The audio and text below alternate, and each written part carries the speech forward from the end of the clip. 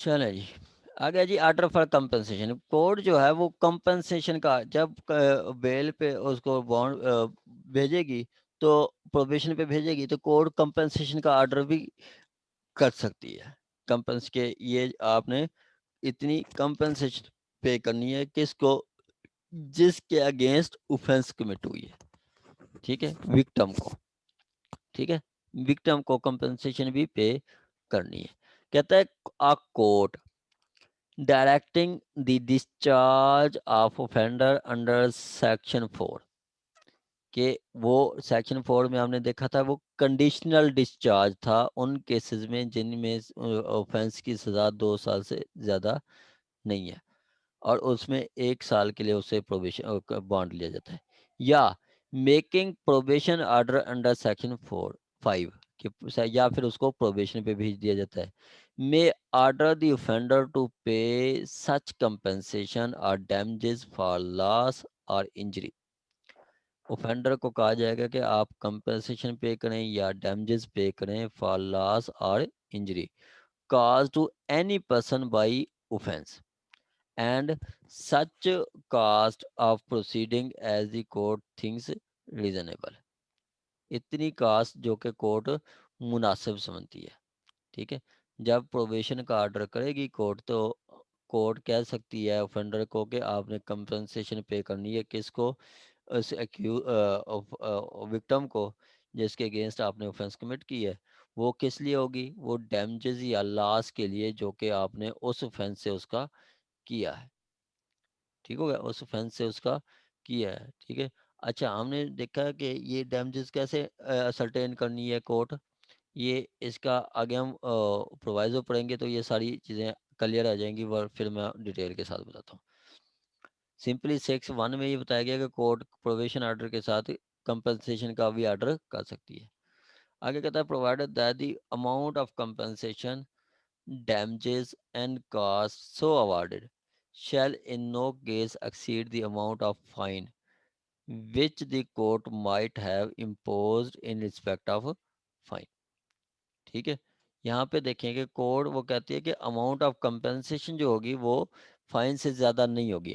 Compensation damages cost awarded and no exceed the amount of fine which court might have imposed in respect of offence.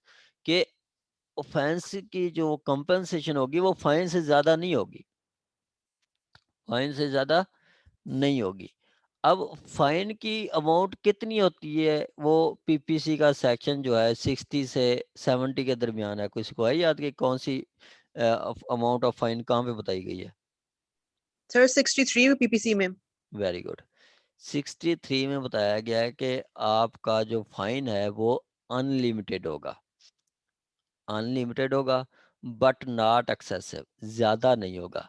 Excessive का हमें कैसे पता चलता है? Excessive का हम देखते हैं कि वो जो 496 498 सीआरपीसी है, वहाँ पे बताते हैं कि जो बॉन्ड की वैल्यू होगी वो नेचर ऑफ ऑफेंस या सरकमस्टांसेस ऑफ ऑफेंस वो देख के होगी, सरकमस्टांस ऑफ केस, या फिनेंशियल पोजीशन ऑफ अक्यूज्ड वो देख के बॉन्ड की वैल्यू डिटरमाइन की जाएगी। तो यहाँ पे वही है कि उसकी फिनेंशियल पोजीशन देखी जाएगी, ठीक हो गया।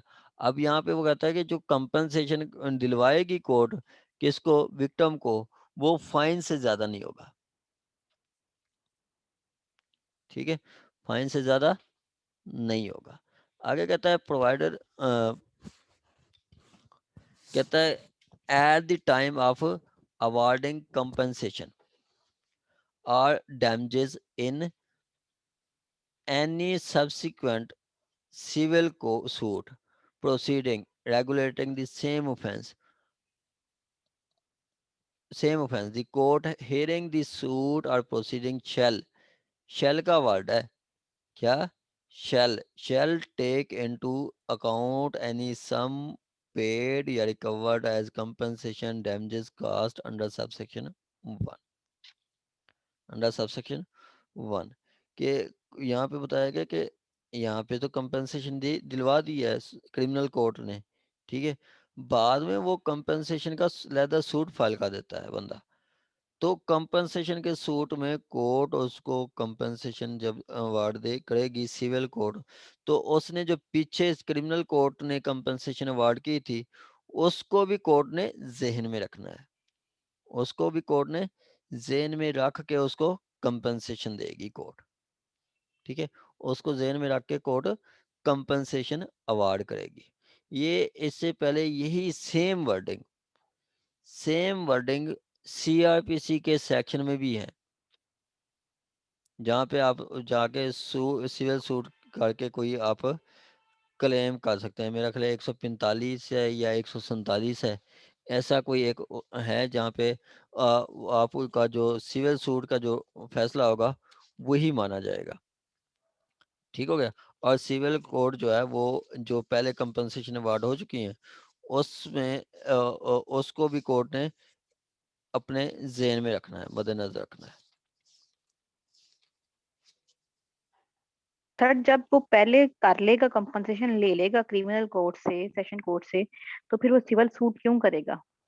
मैडम आपके ना ये सिविल जो क्रिमिनल कोर्ट्स हैं ये राइट डिटरमाइन नहीं करती। राइट डिटरमाइन करने का, डिटर्मिनेशन का अख्तियार सिर्फ सिविल कोर्ट्स के पास है। किसी का यस सर। राइट, किसी का इंटरेस्ट को डिटरमाइन सिर्फ सिविल कोर्ट कर सकती है, क्रिमिनल कोर्ट नहीं। ठीक है, तो यस जी। उस क्रिमिनल कोर्ट में तो उसको मिल गया, बाद में वो कहता है कि जी मेरा इतनी लॉस हुआ है, मुझे सूट फॉर डैमेजेस कर देता है और कर सकता है। ठीक है, तो सर उसमें कोर्ट ने डिटरमाइन करना है कि whether he has right to compensation as damages या और नॉट। ठीक है, तो उस सूरत में यस। कोर्ट ने डिटरमाइन करना है ये चीज।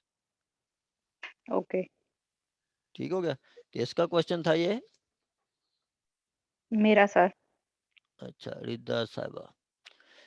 ठीक हो गया, इसका मैं यस देख सर। रहा हूँ, ये मैं ना आपको सेक्शन एक भेजूंगा, सेम यही वर्डिंग है। अब मेरे जहन में नहीं आ रहा, सीआरपीसी में एक सेक्शन है, सेम यही वर्डिंग है और वर्डिंग भी चेंज नहीं है।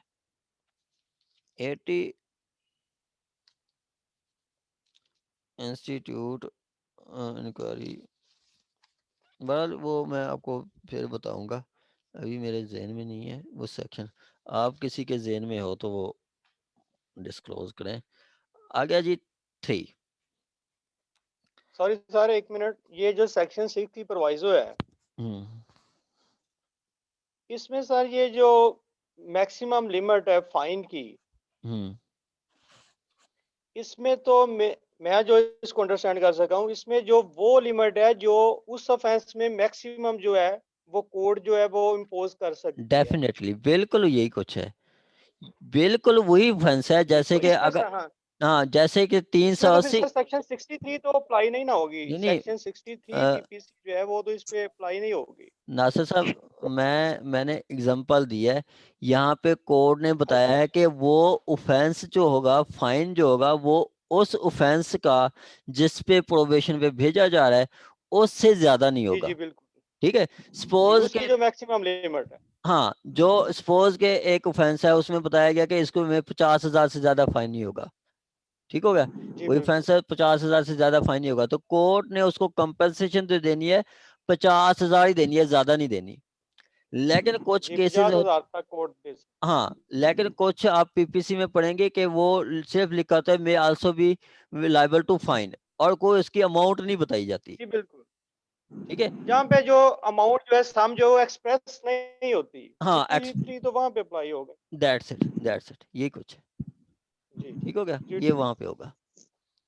आगे जी आपका दो दो कहता है कि eight the time of awarding compensation, ये हमने पढ़ लिया कि सिविल सूट कर सकता है। सिविल कोर्ट जो है, सिविल कोर्ट में आप जाके अटेस्टेड कॉपी देंगे क्रिमिनल कोर्ट की कि पहले मुझे ये इतनी कंपनसेशन लगा सकी है कोर्ट, तो कोर्ट, सिविल कोर्ट जो होगी वो शेल टेक इनटू अकाउंट, उसको अकाउंट में लेगी, उसको जेन में रखेगी।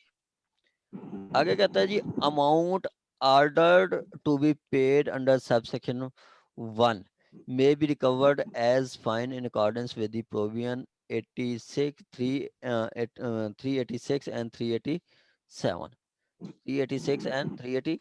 7 ये वही बताता है कि जब आपने कोई फाइन वगैरह लगाना है तो वो आपका वो ऐसे लिया जाएगा जैसे areas of land revenue. Areas of land revenue कोई बता सकता है कि एरियाज ऑफ लैंड रेवेन्यू कैसे लिए जाते हैं?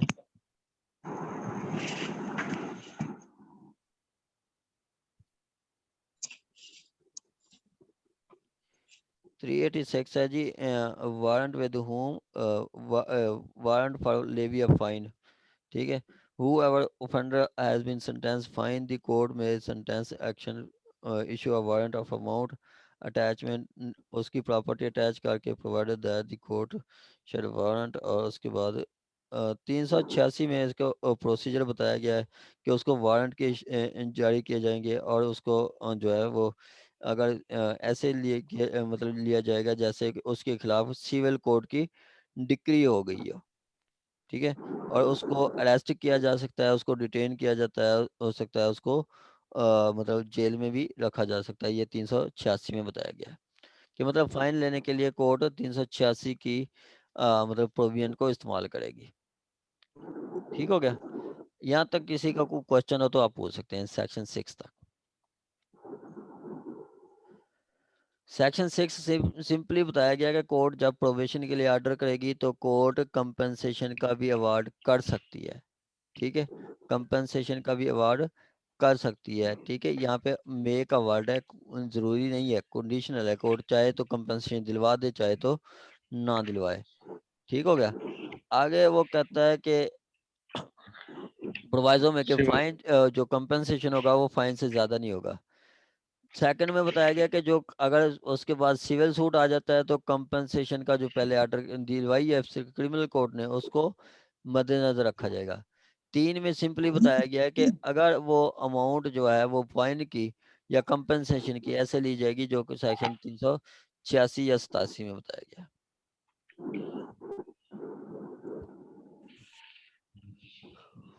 यहाँ तक किसी का कोई क्वेश्चन हो तो?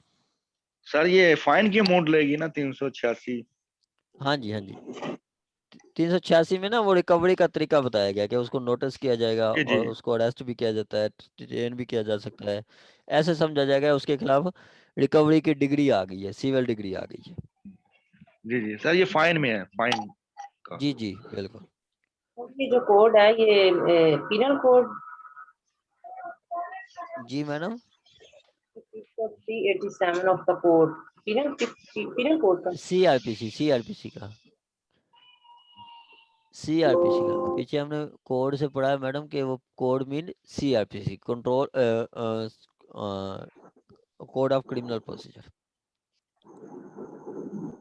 ठीक हो गया? आ गया जी 7, कहता है फेलर टू ऑब्जर्व कंडीशन। अब यहाँ पे कंडीशन ऑब्जर्व नहीं करता, फेल हो जाता है तो क्या होगा? कहता है if court find by which order an offender is bound by bond under section 5 has reason to believe that the offender failed to observe any of the conditions of his bond।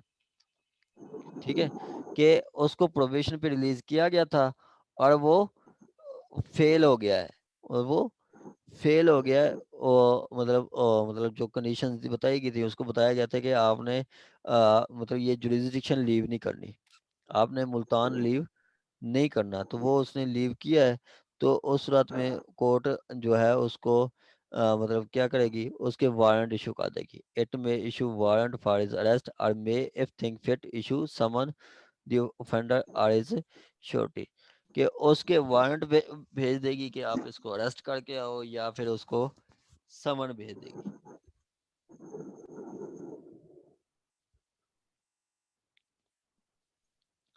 आगे कहता है if any requiring them if any requiring them to appear before it at such time as may specified in the summon, as may specified in the summon, कि उसको कहेगा कि appear before in such time, और court उसको बता सकती है कि मतलब वो समन पे लिखा जाएगा या समन पे लिखा जाता है कि आपने इतनी इस टाइम आना है, या वारंट है तो वारंट पे उसको मतलब बेलेबल है तो उसको श्योरिटी लेके आ जाते हैं, नॉन बेलेबल है तो उसको डायरेक्ट पकड़ के ले आया जाएगा फलान जगह पे जो वारंट पे लिखा होता है।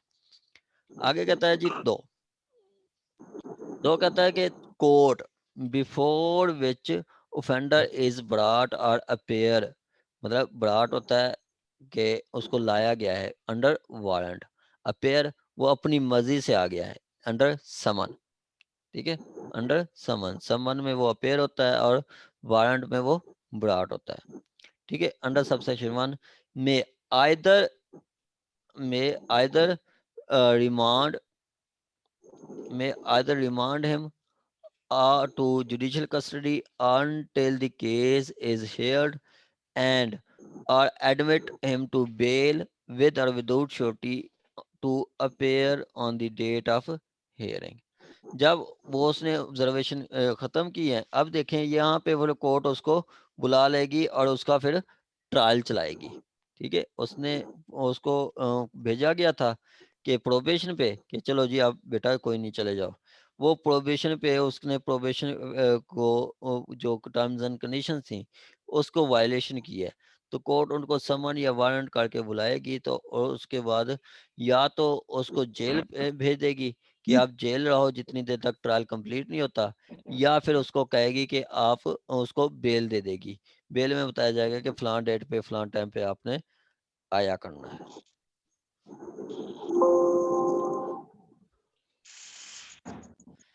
कहता है if court after hearing the case is satisfied the offender has failed to observe any of the conditions of bond, ठीक है। अगर उसको लगता है कि कोई एनी ऑफ, यहाँ पे देखें कि एक एक वर्ड की बेयर एक्ट के एक एक वर्ड की कीमत होती है कि फेल टू अपेयर, जिनके माइक ऑन है वो काइंडली माइक ऑफ कर दें।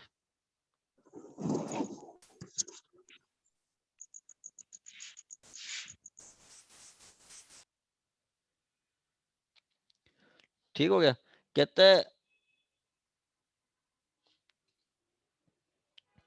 if after hearing the case court is satisfied the offender has failed to observe any of condition of bond, कि जब ट्रायल हो जाता है, हो रहा होता है, तो कोर्ट को लगता है कि वाकई इसने any of condition of bond के कोई उसने कंडीशन को फेल किया है, मतलब कोई कंडीशन उसने फुलफिल नहीं की, कोई एक कंडीशन, 10 कंडीशन लगाई थी कि आपने जुरिसडिक्शन लीव नहीं करनी, आपने एसोसिएशन आपकी अच्छी होनी चाहिए, आपने कोई नशे वाले लोगों को नशेइयों के साथ पास नहीं जाना, आपका इन्वायरमेंट ठीक होना चाहिए, आपने ये काम करना है, आपने ये काम करना है, उसमें से कोई भी वायलेशन होती है तो उस सूरत में including the condition which have been imposed under subsection 2 subsection 5 and 2, ठीक है, it may forthwith sentence him for original offense, मतलब ओरिजिनल ऑफेंस की सजा दे सकती है कोर्ट, ठीक है।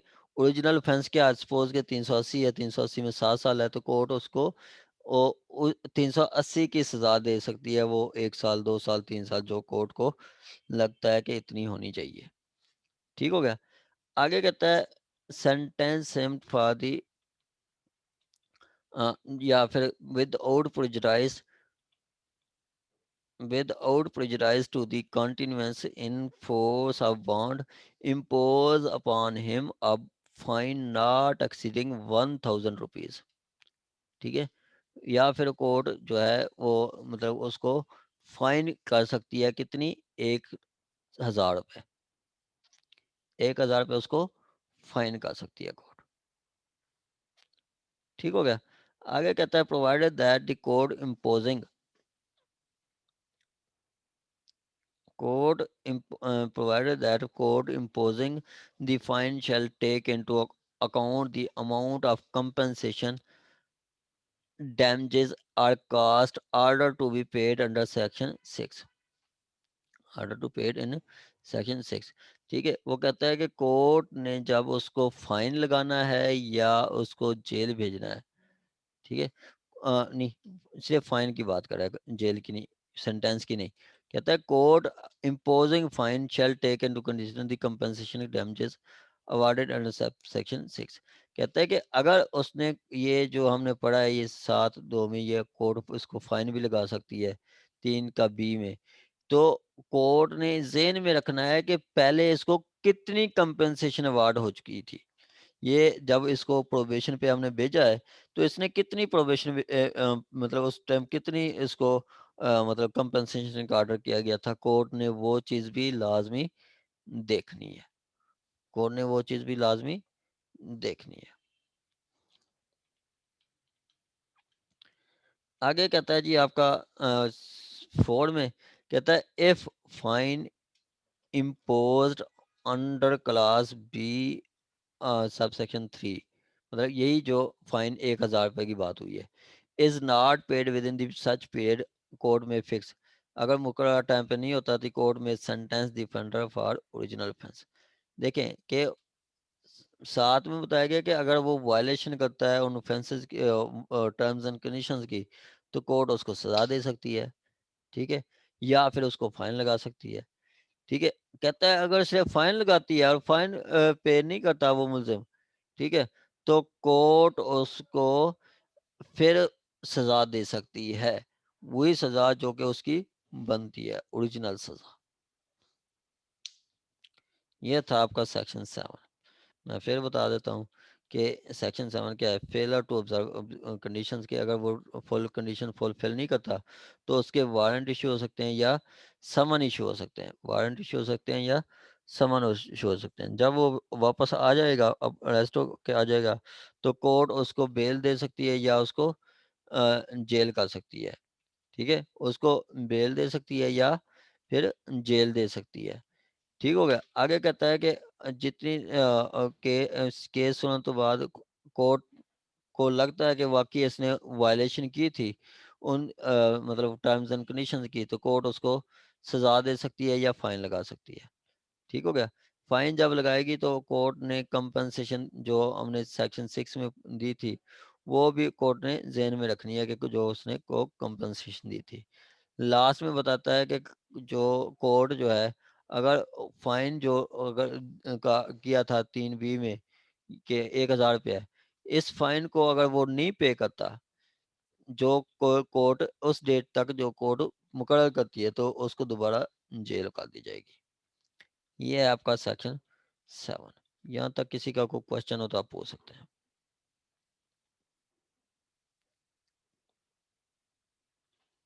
यहाँ तक किसी का कोई क्वेश्चन हो तो आप पूछ सकते हैं।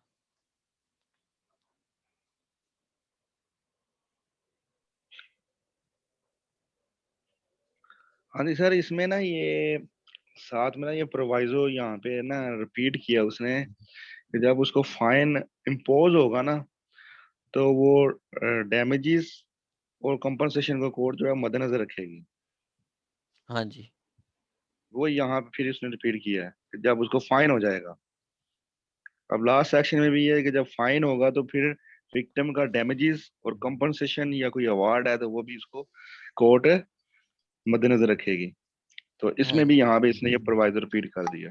नहीं 3। रिपीट नहीं की, रिपीट नहीं की यहाँ पे अय्याज साहब, यहाँ पे उन्होंने सिंपली बात की है कि अगर ये पहले तो उन्होंने कहा कि कंपनसेशन के बाद कोई दावा करता है, ठीक है, ठीक, कंपनसेशन जी हो समझ गई, गया। उसके बाद दावा करता है तो दावे में वो चीज़ ज़हन में रखी जाएगी। यहाँ पे ठीक, कंपनसेशन नहीं, यहाँ पे उसको जो 1000 रुपये फाइन लगती है, सिर्फ 1000 फाइन, ये ठीक, ठीक है, ठीक, 1000 फाइन किया है तो कोर्ट ने जब दोबारा उसको मतलब ये फाइन कंपनसेशन का ऑर्डर करना है, ठीक है, तो मतलब अगर फाइन ये जो मतलब फाइन कर रही है 1000 रुपये, ये फाइन करते वक्त भी कोर्ट देखेगी कि उसको पहले कंपनसेशन कितनी की थी, उसको ठीक, ठीक, जेन में रखी थी, ठीक हो गया। पहले सूट के लिए था, यहाँ पे उसको सजा के लिए जो पहले कंपनसेशन दी गई थी उसको जेन में रखेगी। आगे फिर बात करता है कि अगर वो ही कंपनसे वो जो फाइन पे नहीं करता तो उसके लिए कोर्ट उसको जेल भेज सकती है। ठीक, ठीक सर, ठीक। आ गया जी आपका 8। अब यहाँ पे वही बात आ गई है कि आपकी एप्लेट कोर्ट और आपकी रिवीजनल कोर्ट भी प्रोबेशन का ऑर्डर कर सकती है, ठीक है, प्रोबेशन का ऑर्डर कर सकती है। कहता है कि when appeal is when when appeal an appeal or appeal for revision. Application for revision is made against conviction of offence for which order is made under section 4 or 5 discharging the offender. ठीक है, अब conviction कहाँ पे होती है? Conviction होती है section 4 में या 5 में, जब वो वायलेशन करता है, वायलेशन पे हमने सेक्शन 7 में उसको सजा दी है। ठीक हो गया। अब डिस्चार्जिंग ऑफेंडर एब्सोल्युटली और कंडीशनली और placing him the probation, the appellate court, appellate court क्या करेगी? यहां से देखें, the appellate court or court sitting in revision, मतलब revisional court may pass such order as it could have passed under this code, के वो कहता है आपकी एपलेट या रिवीजनल कोर्ट वो सारे ऑर्डर पास कर सकती है जो कि under this code, under this code का हमने पीछे पढ़ा है, code means code of criminal procedure, CrPC. Under this code जो ऑर्डर पास कर सकती है वो रिवीजनल या आपकी जो एपलेट कोड है वो सारे कर सकती है। एपलेट कोड जो है वो सेक्शन 423 के तहत वो किसी को कन्विक्शन हुई है तो उसको एक्विट कर सकती है, एक्विटल हुई है तो कन्विक्शन कर सकती है, या फिर कम्यूट कर सकती है, थोड़ा कम कर सकती है, सजा अल्टर कर सकती है, ये सारा उसमें बताया गया। इसी तरह आपका जो रिवीजनल कोड में कोर्ट ऑर्डर मंगवा के सस्पेंड कर सकती है या सजा इन्हांस भी कर सकती है 435 में। ठीक है, ये सारे काम कर सकती है कोर्ट, ये बताया गया है। लेकिन यहाँ पे एक प्रोवाइजो आएगा, कहता है कि वो सजा इन्हांस नहीं कर सकेगी, ये आगे हम पढ़ते हैं वो आएगा। ठीक है, आगे कहता है और मे सेट असाइड दी और amend the order made under section 4 और 5 in lieu there of past sentence authorized by law, past sentence authorized by law। ठीक है, अब यहाँ पे क्या है? यहाँ पे यही है कि जो आपका कोर्ट ने ऑर्डर पास करना है, एपलेट कोर्ट ने वो सारे ऑर्डर पास कर सकती है जो सीआरपीसी में उसको पावर्स दी गई हैं, वो सारे ऑर्डर पास कर सकती है। या फिर कोर्ट क्या है, वो जो सेक्शन 4 या सेक्शन 5 का ऑर्डर भी सेट असाइड कर सकती है, जैसे कंडीशनल डिस्चार्ज किया एपलेट कोर्ट और उसको सेट असाइड कर दे, या प्रोबेशन पे भेजा एपलेट कोर्ट और उसको सेट असाइड कर दे। ठीक है, ये ऑर्डर भी पास कर सकती है। या फिर वो थर्ड में बताता है कि या फिर in lieu of pass there of pass sentence to law, court उसको सजा भी दे सकती है। यहाँ पे एपलेट कोर्ट 3 काम करती है। कौन से 3 काम? पहला कि एपलेट कोर्ट जो है वो सारे जो 423 या 435 में है वो सारे काम कर सकती है एपलेट कोर्ट या रिवीजनल कोर्ट। या फिर वो उसके ऑर्डर को सेट असाइड कर सकती है 4 और 5 का, या फिर उसको सजा दे सकती है। ठीक हो गया। आगे ये इंपॉर्टेंट है, ये इंपॉर्टेंट है। कहता है provided that the appellate court और court of sitting in revision shall not impose a greater punishment than the accused might have been imposed by court which the offender was convicted। ठीक है, कि offender trial court से suppose को उसको court को लगता है कि 3 साल सजा होनी थी, तो कोर्ट जो है उसको सजा फिर 5 साल नहीं दे सकती, अपलेट कोर्ट या रिवीजनल कोर्ट सजा इनहांस नहीं कर सकती।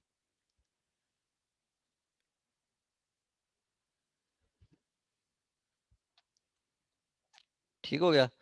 मैं फिर बताता हूँ आपको सेक्शन 5(8) का, कि एपलेट कोर्ट जो है जब वो केस रिवीजनल या एपलेट कोर्ट के पास आएगा, तो एपलेट कोर्ट जो है वो क्या कर सकती है, वो रिवीजनल या ऑर्डर जो पीछे हमने पढ़ा है सेक्शन 5 और 6 का, उसको सेट असाइड कर सकती है, या कोई और ऑर्डर पास कर सकती है जो कि इस कोड के तहत उसके पास इम्पावर है, या फिर वो उसको सेंटेंस दे सकती है। 8(2) में बताया गया कि वो सेंटेंस इतनी नहीं देगा जो कि सेंटेंस नहीं देगा, revision shall not impose greater punishment, वो इतनी सजा नहीं देगा जो कि कोर्ट को लगती है कि ट्रायल कोर्ट इतनी सजा देती। जैसे उसको लगता है कि ये इसका 380 का ट्रायल है तो इसको सजा होनी थी 3 साल, तो कोर्ट जो है वो एपलेट कोर्ट उसको 4 साल सजा नहीं देगी। ये है आपका 8 तक। यहाँ तक कोई क्वेश्चन हो तो आप पूछ सकते हैं। सर ये अपना जब सर आप सेशन से तो चले गए हाई कोर्ट अपील के लिए, तो सर आपको सजा 4 साल मिली हुई है, वैसे जनरल बात कर रहा हूँ। तो सर उधर सर हाई कोर्ट ट्रायल में सर कुछ ज्यादा चीजें साबित हो जाएं और फिर सर हाई कोर्ट सर ज्यादा सजा दे सकती है, बेशक अपील आपने ही की थी, नहीं नहीं नहीं मेरी दे सजा ज्यादा है। नहीं दे सकती, प्रोवाइजो के तहत नहीं दे सकती। सर इसके अलावा भी यानी टोटल ओवरऑल किसी जगह भी नहीं दे सकते। ओवरऑल बाकियों में तो दे सकती है, सजा इनांस करानी है तो रिवीजन हम फाइल करते हैं। सर नहीं सर वो तो रिवीजन आपने उसने की ना सर, अपना कंप्लेनेंट ने की। मैं कह रहा ऑफेंडर ने ही खुद ही सर की है जी कि मेरी सब मुझे सजा ज्यादा मिल रही है या मेरी सजा बनती नहीं थी, लेकिन सर हाई कोर्ट में केस उसको खुद लेके गए।